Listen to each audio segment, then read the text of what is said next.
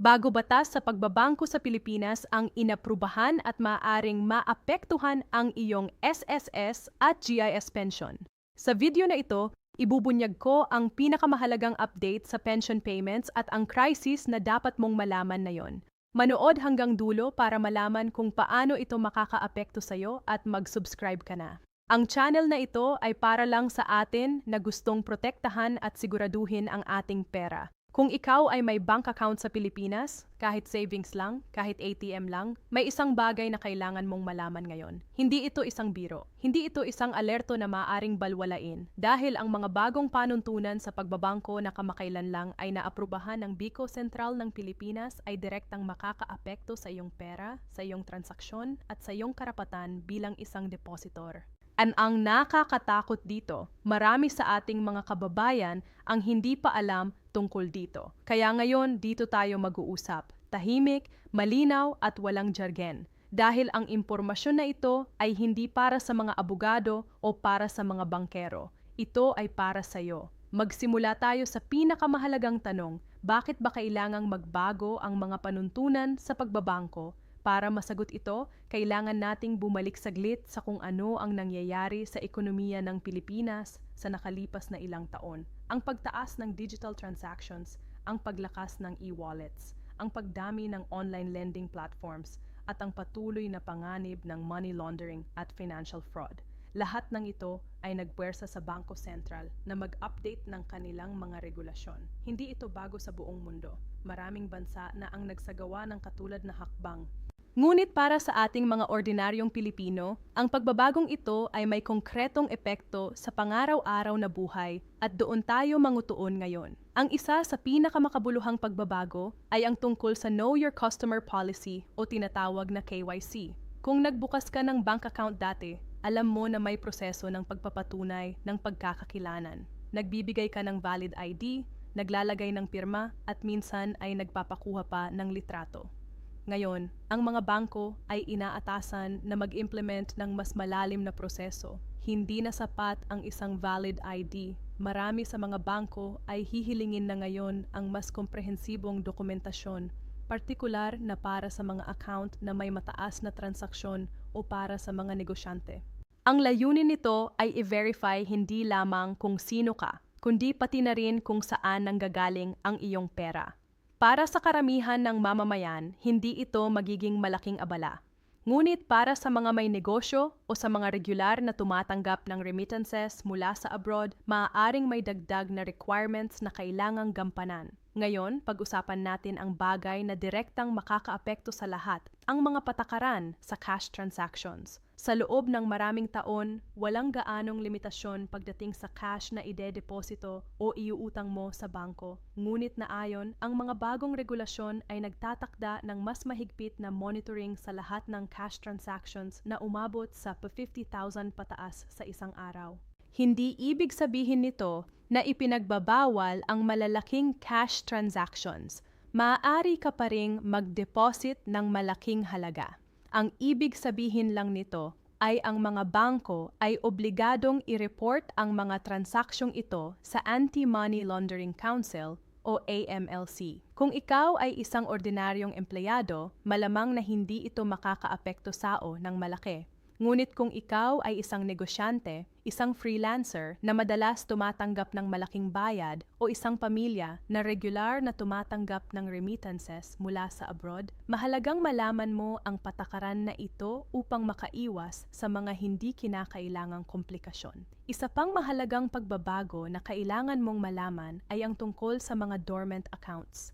Ang DOR account ay isang bank account na walang anumang transaction sa loob ng 2 o higit pang taon. Bago pa man ang bagong regulasyon, may mga bangko na nagpapatupad ng sariling patakaran tungkol dito. Nagpapadala ng abiso, nagcha-charge ng maintenance fees, at kung minsan ay nagsuspend ng account access. Sa ilalim ng mga bagong panuntunan, ang proseso ng paghendo sa mga dormant accounts ay pinag-isa at naging mas mahigpit. Ang pera sa mga dormant accounts na umabot na sa 10 taon na walang transaction ay maaaring i-turn over sa gobyerno sa ilalim ng Unclaimed Balances Law. Hindi naman ito ibig sabihin na mawawala ang iyong pera. May proseso ng pag-claim. ngunit mas mahirap at mas matagal ang prosesong iyon. Kaya kung mayroon kang lumang bank account na hindi mo nagagalaw, naayon na ang tamang oras para bisitahin ang iyong bangko at yaking aktibo ang iyong account. Pag-usapan natin ngayon ang isang bagay na talagang interesante, ang mga pagbabago sa interest rates at sa mga fees na kinokolekta ng mga bangko. Marami sa atin ang may savings accounts na halos walang kinita sa loob ng maraming taon dahil sa napakababang interest rates.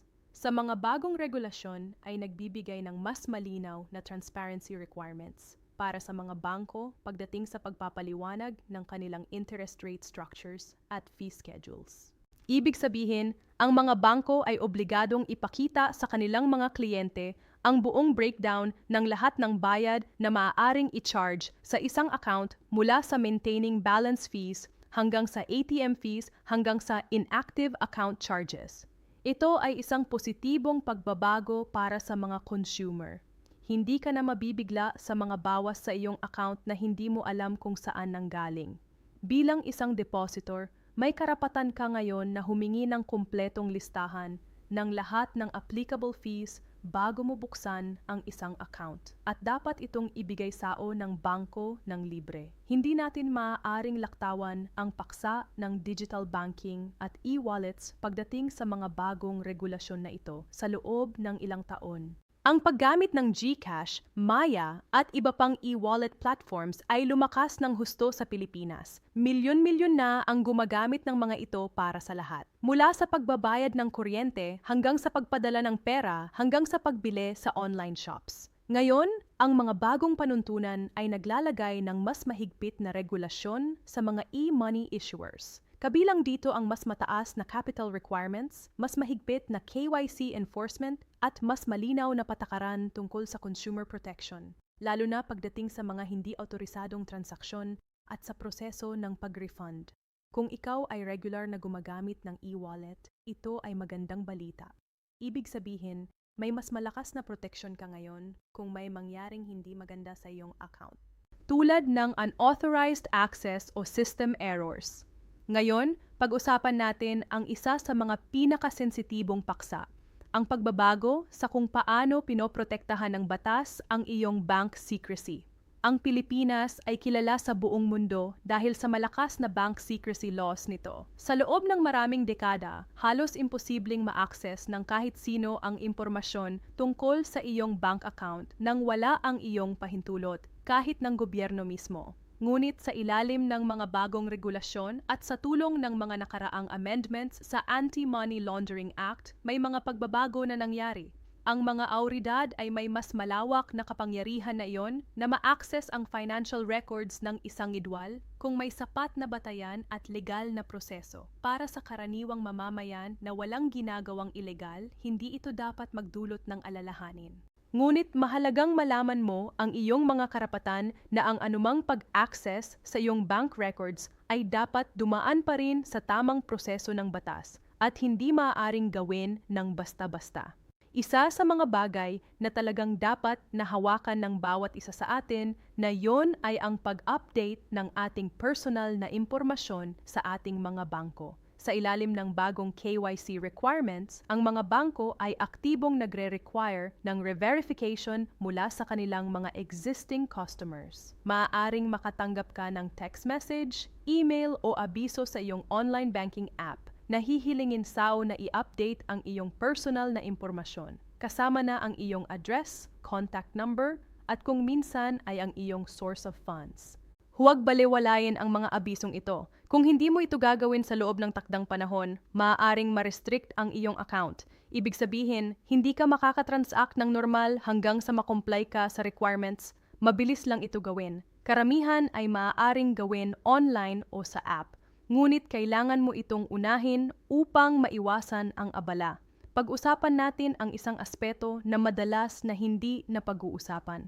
Ang epekto ng mga bagong regulasyon na ito sa mga OFW at sa kanilang mga pamilya rito sa Pilipinas. Ang Pilipinas ay isa sa mga pinakamalaking recipient ng foreign remittances sa buong mundo. Bawat taon, bilyon-bilyon ang ipinapadala ng mga OFW mula sa iba't ibang sulok ng mundo para suportahan ang kanilang mga pamilya. Sa ilalim ng mga bagong regulasyon, ang mga remittance transactions ay napapailalim sa mas mahigpit na monitoring lalo na para sa malalaking halaga. Hindi ito nangangahulugang magiging mas mahirap o mas mahal ang pagpapadala ng pera. Sa katunayan, ang mga regulasyon ay nagtantataguyod din ng mas mabilis at mas ligtas na remittance channels. Ngunit para sa mga pamilyang regular na tumatanggap ng malaking halaga mula sa abroad, mahalaga na ang mga transaction ay maayos na nakadocument at ang mga remittance channels na ginagamit ay mga lisensyado at authorized na plataporma. Sa puntong ito, maaring nagtatanong ka, okay,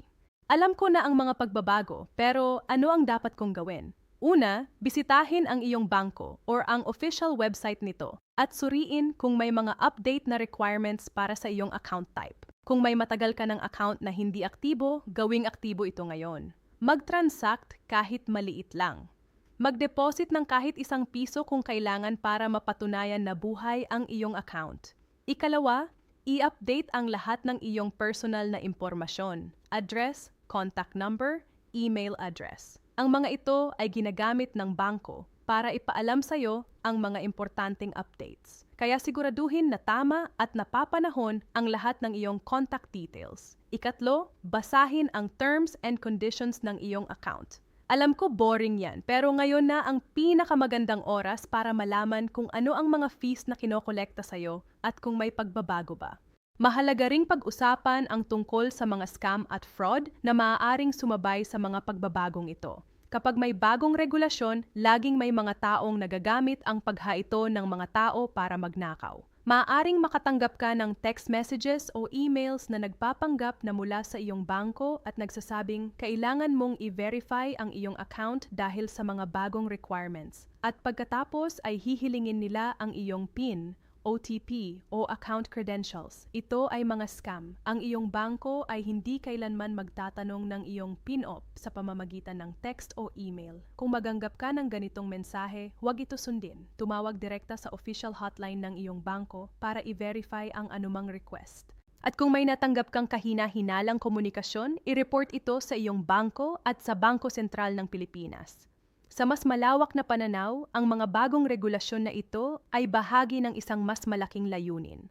Ang gawing mas matibay, mas ligtas at mas inklusibo ang financial system ng Pilipinas. Sa nakalipas na ilang taon, milyon-milyon na Pilipino ang nakabukas ng kanilang unang bank account sa pamamagitan ng mga digital banking platforms. Ang financial inclusion, ang konsepto na kahit ang pinakamahirap na Pilipino ay may access financial services ay isa sa mga pangunahing misyon ng Bangko Sentral. At ang mga regulasyon na ito ay isang hakbang patungo sa layuning iyon. Kapag mas mahigpit ang mga panuntunan laban sa money laundering at fraud, mas ligtas ang buong sistema para sa lahat ng tao.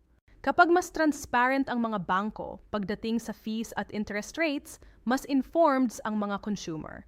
Kapag mas malakas ang proteksyon para sa mga e-wallet users, mas maraming tao ang mantitiwala sa digital financial tools. Hindi nating maaaring tapusin ang usapang ito nang hindi binanggit ang kahalagahan ng financial literacy sa lahat ng ito. Ang mga regulasyon ay maaaring gawin ng gobyerno. Ngunit ang responsibilidad na maunawaan at mapakbo ng maayos ang iyong mga financial affairs, iyon ay nasa iyo. At nagsisimula ito sa simpleng mga bagay. Alam mo ba kung magkano ang maintaining balance ng iyong account? Alam mo ba kung kailan ang cut-off ng iyong bangko para sa transactions? Alam mo ba kung paano mag-dispute ng isang unauthorized transaction? Kung hindi mo alam ang sagot sa mga tanong na ito, okay lang na yon ay ang magandang oras para alamin. Ang mga sagot sa mga tanong na ito ay available sa website ng iyong bangko. At kung hindi ka makakita, tawagan lang ang kanilang customer service. Bago tayo magtapos, nais kagi ang isang pangwakas na pananaw. Ang sistema ng pagbabangko ay madalas na nakikita nating isang bagay na malayo sa ating pang-araw-araw na buhay. Isang institusyon na para sa mga mayayaman at para sa mga negosyante, hindi para sa ordinaryong tao. Ngunit ang katotohanan ay ang bawat isa sa atin na may bank account ay bahagi na ng sistemang iyon. At bilang bahagi ng sistemang iyon, may karapatan tayo karapatan sa impormasyon, karapatan sa proteksyon, at karapatan sa patas na serbisyo. Ang mga bagong panuntunan na ito ay nagpapalakas ng mga karapatang iyon. Kaya damitin natin ito. Huwag tayong maging passive na depositor lamang na basta tumatanggap ng anumang sabihin ng bangko. Maging informed tayo, magtanong tayo, at yakyaking ang ating mga pinaghirapang pera ay ligtas at gumagana para sa atin, hindi laban sa atin.